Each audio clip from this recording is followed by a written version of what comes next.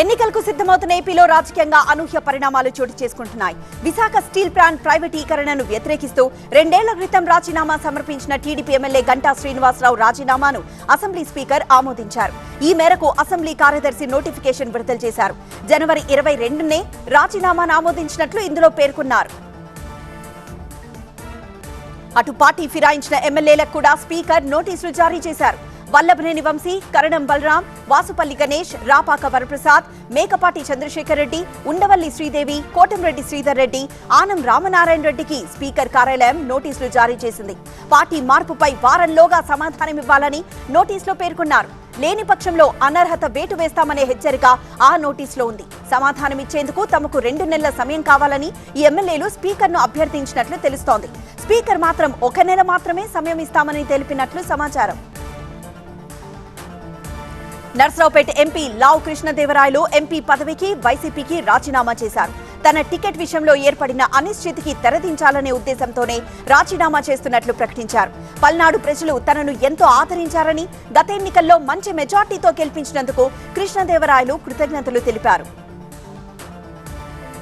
TDP నేత లోకేష్ అరెస్టుకు అనుమతి కోరుతూ ఏపీ సిఐడి వేసిన పిటిషన్పై విచారణను ఈ నెల 30కి ఏసీబీ కోర్టు వాయిదా వేసింది. 41A నిబంధనలకు విరుద్ధంగా లోకేష్ వ్యవహరించారని ఈ పిటిషన్లో సిఐడి పేర్కొంది. రెడ్ బుక్ లో ప్రభుత్వాధికారుల పేర్లున్నాయని బెదిరిస్తూ 41A నిబంధనలకు విరుద్ధంగా లోకేష్ తీరుందని కోర్టు దృష్టికి సిఐడి తీసుకొచ్చింది. కేసు దర్యాప్తును ప్రభావితం చేసేలా వ్యాఖ్యలు చేశారని తన పిటిషన్లో సిఐడి అధికారులు కోర్టుకు తెలిపారు.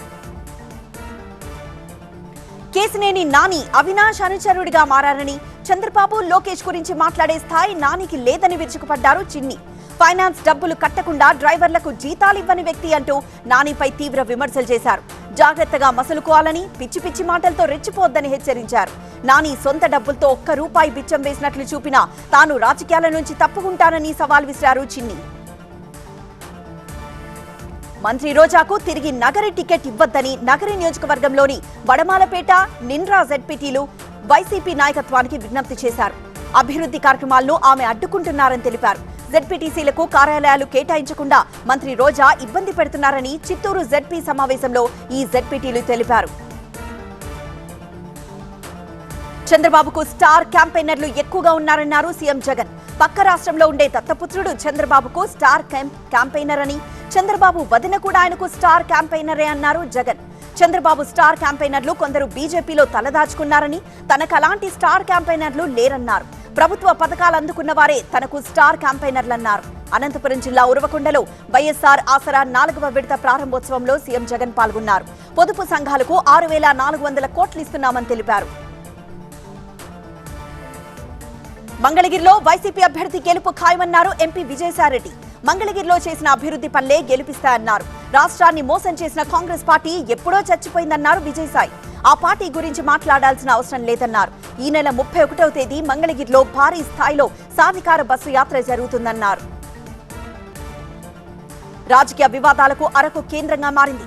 అభ్యర్థుల మార్పుపై ప్రధాన పార్టీలో తీవ్ర అసమ్మతి చెలరేగింది. దొన్నుదొరను టీడీపీ అభ్యర్థిగా ప్రకటించారు చంద్రబాబు. ఈ నిర్ణయంపై మాజీ ఎమ్మెల్యే కుమారుడు సివేరు అబ్రహాం అసంతృప్తి వ్యక్తం చేశారు.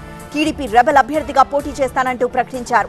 అటు అధికార వైసీపీలోనూ కొత్త ఇన్ఛార్జ్ మాధవిని మార్చాల్సిందేనంటున్నారు స్థానిక నేతలు.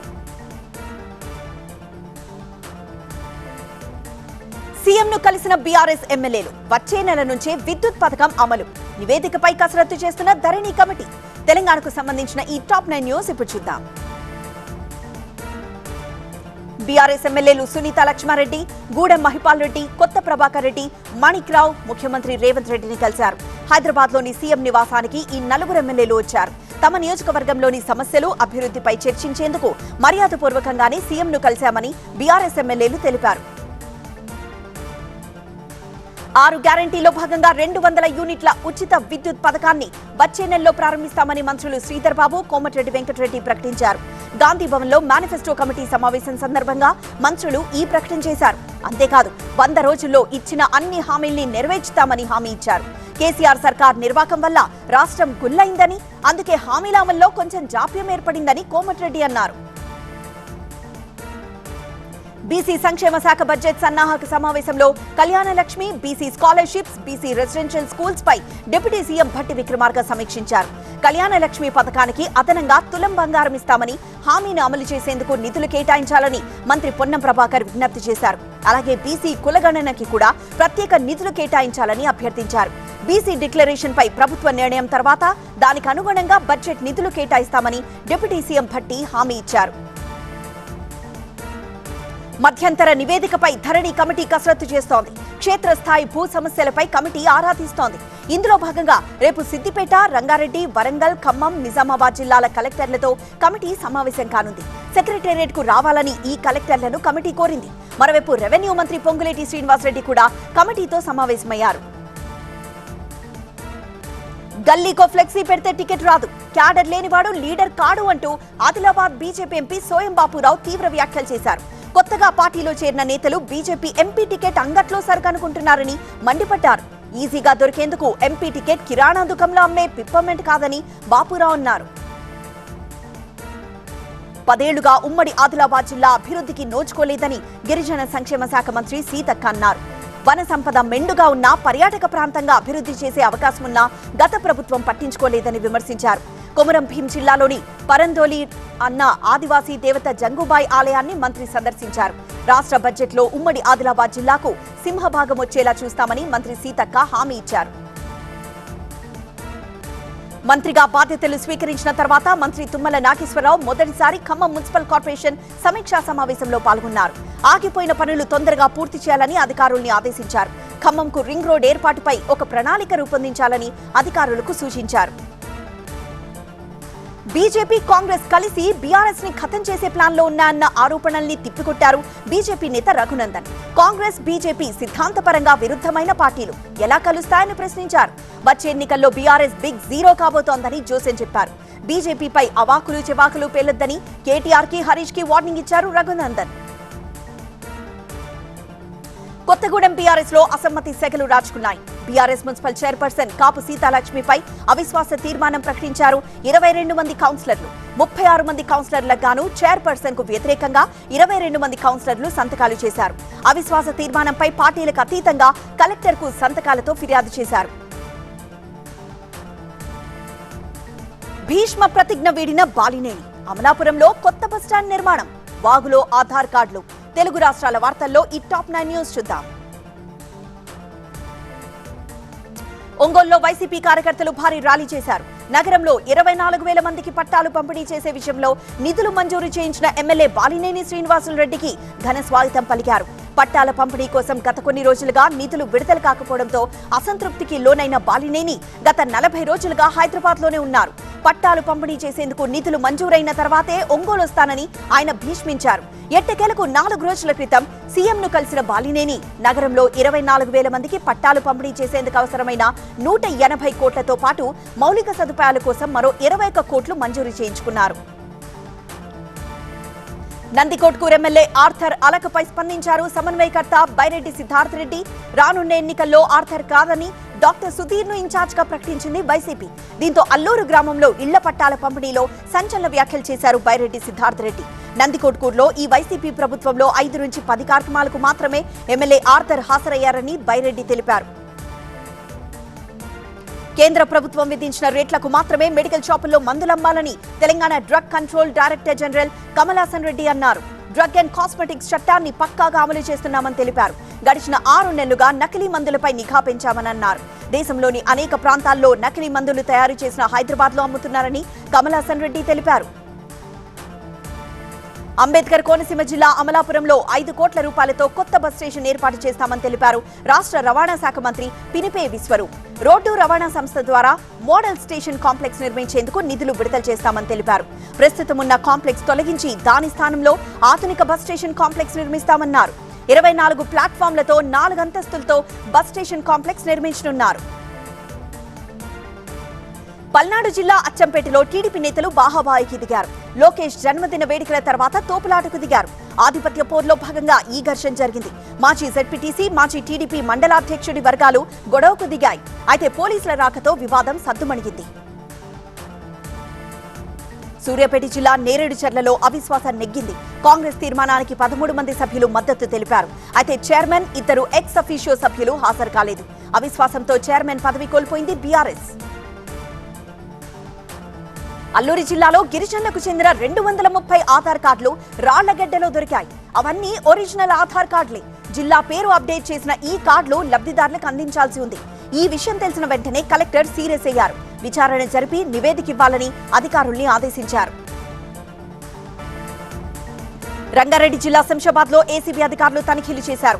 45,000 రూపాయలు లంచం తీసుకుంటూ రెడ్ హ్యాండెడ్ గా పట్టుబడిపోయారు గ్రామ panchayat secretary Lakshmi Narasimha, bill collector Nagaraju. Narkuda గ్రామంలో ఓ వ్యక్తి దగ్గర ఇంటి అనుమతి కోసం లంచం డిమాండ్ చేశాడు సెక్రటరీ లక్ష్మీ నరసింహ. మరోసారి స్టాక్ మార్కెట్లో బ్లడ్ బాత్. దేశంలో అత్యంత వేగంగా విస్తరిస్తున్న ఫోరెన్సిక్ వర్సిటీ రాహుల్ యాత్రలో మళ్లీ కలకలం. నేషనల్ న్యూస్ సెగ్మెంట్ లో ఈ టాప్ 9 న్యూస్ చూద్దాం. మార్కెట్ క్యాపిటలైజేషన్ పరంగా భారత్ స్టాక్ మార్కెట్ హాంకాంగ్ ను మించిపోయిందన్న సంతోషం ఒక్క రోజులోనే ఆవిరైపోయింది. హెవీ వెయిట్స్ గా ఉన్న హెచ్డిఎఫ్సి బ్యాంక్, రిలయన్స్ ఇండస్ట్రీస్ షేర్ల ధర తగ్గడంతో సెన్సెక్స్ 1000 పాయింట్లు పతనమైంది. ఈ దెబ్బకు పెట్టుబడిదారుల సంపద 8 లక్షల కోట్ల రూపాయలు తుడిచిపెట్టుకుపోయాయి. హెచ్డిఎఫ్సి షేర్ 3% పడిపోయింది. రిలయన్స్ ఇండస్ట్రీస్ షేర్ 2% పడిపోయింది. ఆర్ఐఎల్ రేటింగ్ ను సిటీ గ్రూప్ తగ్గించడం దీనికి కారణం. దేశంలో అత్యంత వేగంగా విస్తరించిన విశ్వవిద్యాలయం నేషనల్ ఫోరెన్సిక్ సైన్స్ యూనివర్సిటీ అని కేంద్ర హోంమంత్రి అమిత్ షా అన్నారు. అతి తక్కువ సమయంలో ఎన్ఎఫ్ఎస్యు విద్యార్థులు 3,000కు పైగా రీసెర్చ్ పేపర్స్ సమర్పించారని ప్రశంసించారు. దీంతో సంతృప్తి చెందొద్దని, మరింత ముందుకు సాగాలని ఆకాంక్షించారు. గుజరాత్ రాజధాని గాంధీనగర్లో నిర్వహించిన అంతర్జాతీయ క్రిమినాలజీ కాన్ఫరెన్స్ లో అమిత్ షా పాల్గొన్నారు. రాహుల్ భారత్ జోడో న్యాయ యాత్ర కోసంలో మరో అడ్డంకి ఎదురైంది. గౌహతి నగరానికి చేరుకున్న యాత్రకు పోలీసులు అనుమతి నిరాకరించారు. యాత్ర ద్వారా ట్రాఫిక్ ఇబ్బందులు వస్తాయని చెప్పి రోడ్డుపై బ్యారికేడ్లు అమర్చారు. కాంగ్రెస్ కార్యకర్తలు ఈ ఆంక్షలపై ఆగ్రహం వ్యక్తం చేస్తూ వాటిని తొలగించారు. కార్యకర్తలను చెదరగొట్టేందుకు పోలీసులు లాఠీచార్జ్ జరిపారు. మరోవైపు జనాన్ని రాహుల్ గాంధీ రెచ్చగొట్టారని, ఆయనపై కేసు నమోదు చేయాలని అసోం డీజీపీని సీఎం హిమంత బిశ్వ శర్మ ఆదేశించారు. అసోంలో ఆటంకాలు కలిగించడం ద్వారా తమ యాత్రకు మరింత ప్రచారం లభిస్తోందని కాంగ్రెస్ నేత రాహుల్ గాంధీ అన్నారు. అస్సాంను ముఖ్యమంత్రి పరిపాలించడం లేదని, ఢిల్లీ నుంచి అస్సాం పరిపాలన సాగుతోందని కాంగ్రెస్ నేత రాహుల్ గాంధీ విమర్శించారు. తాను విద్యార్థులను కలవాల్సి ఉందని, దీన్ని అడ్డుకునేందుకు తనను గౌహతిలోకి రాకుండా ఆంక్షలు విధించారని రాహుల్ ఆరోపించారు. స్వాతంత్ర సమరయోధుడు సుభాష్ చంద్రబోస్ జయంతి సందర్భంగా పార్లమెంట్ సెంట్రల్ హాల్లో ప్రధాని మోదీ, రాజ్యసభలో ప్రతిపక్ష నేత మల్లికార్జున ఖర్గే, స్పీకర్ ఓం బిర్లా పుష్పాంజలి ఘటించారు. ఈ కార్యక్రమానికి తొలిసారి దేశంలోని వివిధ ప్రాంతాలకు చెందిన 80 మంది విద్యార్థులను ఆహ్వానించారు. రకరకాల పరీక్షలు, క్విజ్ పోటీల ద్వారా వీరిని ఎంపిక చేశారు. గుజరాత్ లో ఎన్నికల ప్రచారానికి బీజేపీ శ్రీకారం చుట్టింది. అహ్మదాబాద్ లో ఏర్పాటు చేసిన గాంధీనగర్ లోక్సభ నియోజకవర్గం ఎన్నికల కార్యాలయాన్ని బీజేపీ జాతీయ అధ్యక్షుడు జగత్ ప్రకాష్ నడ్డా ప్రారంభించారు. ఈ కార్యక్రమంలో గుజరాత్ ముఖ్యమంత్రి భూపేంద్ర పటేల్ కూడా పాల్గొన్నారు. అదే సమయంలో వర్చువల్ గా గుజరాత్ లోని మిగిలిన పార్లమెంట్ నియోజకవర్గాల కార్యాలయాల్ని కూడా నడ్డా ప్రారంభించారు. కేంద్రం, అస్సాం ప్రభుత్వంతో త్రైపాక్షిక ఒప్పందం కుదిరడంతో తీవ్రవాద సంస్థ United liberation front of Assam ULFA తనను తాను విచ్ఛిన్నం చేసుకుంది. గౌహతి సమీపంలో జరిగిన ఉల్ఫా తుది సర్వసభ్య సమావేశంలో ఈ నిర్ణయం తీసుకున్నారు. ఈ చర్యతో ఉల్ఫాపై ఉన్న రాజద్రోహ కేసులన్నీ ఎత్తేస్తారు. హింసను వీడుతున్నామని, ఆయుధాలను ప్రభుత్వానికి అప్పగిస్తున్నామని ఉల్ఫా అధ్యక్షుడు అరబిందా రాజ్కోవా ప్రకటించారు. డిసెంబర్ 29న ఉల్ఫా కేంద్రం, అసోం ప్రభుత్వంతో త్రైపాక్షిక ఒప్పందం కుదుర్చుకుంది. నేతాజీ సుభాష్ చంద్రబోస్ జయంతిని పురస్కరించుకుని నిర్వహించే పరాక్రమ్ దివస్ సందర్భంగా ఢిల్లీలో ప్రత్యేక ఎగ్జిబిషన్ ను ప్రధాని మోదీ ప్రారంభించారు. ఢిల్లీలోని రెడ్ ఫోర్ట్ లో ఈ ఫోటో ఎగ్జిబిషన్ ని ఏర్పాటు చేశారు. సుభాష్ చంద్రబోస్ ఫోటోలు, ఆనాటి న్యూస్ పేపర్ క్లిప్పింగ్స్ ను ఈ ఎగ్జిబిషన్ లో ప్రదర్శించారు. ప్రధానమంత్రి బాల పురస్కార్ అవార్డుకి ఎంపికైన చిన్నారులను ప్రధాని నరేంద్ర మోదీ కలుసుకున్నారు. 75వ స్వాతంత్ర దినోత్సవం జరుపుకున్న వేళ మీకు ఈ అవార్డులు లభించడం ఎంతో అదృష్టమని ఈ సందర్భంగా ప్రధాని మోదీ పిల్లలను అభినందించారు. అయోధ్యకు భక్తులు పోటెత్తుతున్నారు. దేశంలో ఎక్కడెక్కడి నుంచో వస్తున్న భక్తులతో అయోధ్యలో ఇసుక పోస్తే రాలని పరిస్థితి కనిపిస్తోంది. ఉదయం నుంచే భక్తులు బాలరాముడి దర్శనం కోసం బారులు తీరారు. భక్తుల రద్దీ ఎక్కువ కావడంతో మధ్యాహ్నం సమయంలో కాసేపు దర్శనాన్ని నిలిపిచేశారు. భారత్ ఇంగ్లాండ్ తొలి టెస్ట్ మ్యాచ్ కు ఉప్పల్ క్రికెట్ స్టేడియంలో భారీ ఏర్పాట్లు చేస్తున్నారు. ఈ నెల 25 నుంచి 29 వరకు 2 జట్ల మధ్య మ్యాచ్ జరగనుంది. హైదరాబాద్ క్రికెట్ అసోసియేషన్, రాచకొండ పోలీసులు సమన్వయంతో భద్రత, పార్కింగ్, మిగతా ఏర్పాట్లను చేస్తున్నారు. స్టేడియంలో 2 జట్ల ఆటగాళ్లు ప్రాక్టీస్ చేశారు. గుజరాత్ పర్యటనలో భాగంగా కేంద్ర హోంమంత్రి అమిత్ షా భావ్నగర్ సోన్గఢ్లోని జైన గురు పంచకళ్యాణి ప్రతిష్ఠ మహోత్సవంలో పాల్గొన్నారు. పెద్ద సంఖ్యలో భక్తులు ఈ కార్యక్రమానికి హాజరయ్యారు. అత్యవసర పరిస్థితుల్లో డ్రోన్ ద్వారా వైద్య సేవలు అందించే విధానాన్ని ఒడిశా రాజధాని భువనేశ్వర్లోని ఎయిమ్స్ వైద్య సంస్థ విజయవంతంగా పరిశీలించింది. 35 నిమిషాల ఈ ట్రయల్ రన్ లో డ్రోన్ 70 కిలోమీటర్లు ప్రయాణించి అక్కడున్న హెల్త్ సెంటర్ కు రక్తం ప్యాకెట్స్ అందించింది. అలాగే అక్కడి నుంచి బ్లడ్ శాంపిల్స్ తీసుకుని తిరిగి గమ్యస్థానానికి చేరుకుంది. రిపబ్లిక్ డే పెరేడ్ లో ఈసారి జమ్మూ కశ్మీర్, లదాఖ్, డిజిటల్ ఇండియా, ఇస్రో శకటాలు పాల్గొనున్నాయి. ఈ శకటాల తయారీ పూర్తయింది. కేంద్ర పాలిత ప్రాంతాలుగా జమ్మూ కశ్మీర్, లదాఖ్ శకటాలు ఈసారి ప్రదర్శనలో పాల్గొనున్నాయి.